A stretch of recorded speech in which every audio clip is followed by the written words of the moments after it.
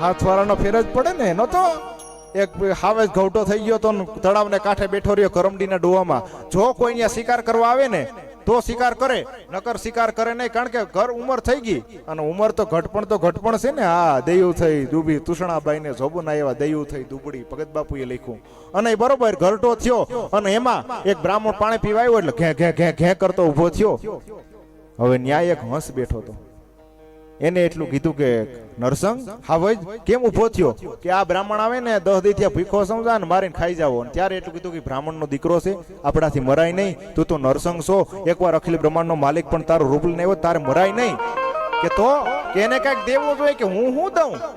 કે તો એક કામ કર, હું હાસા મોતી લઈ આવું માનસરોવરમાંથી, હું લઈ આવીને તું દઈ દેજે. કે લઈ આવ્યો. હાસા મોતી દીધા. બ્રાહ્મણ હરખાતો હોયો ગયો. હવે વાંદરો બેઠો જોતો હતો બધું. એમાં એક દી પાછો આવ્યો 15 દી કેડી.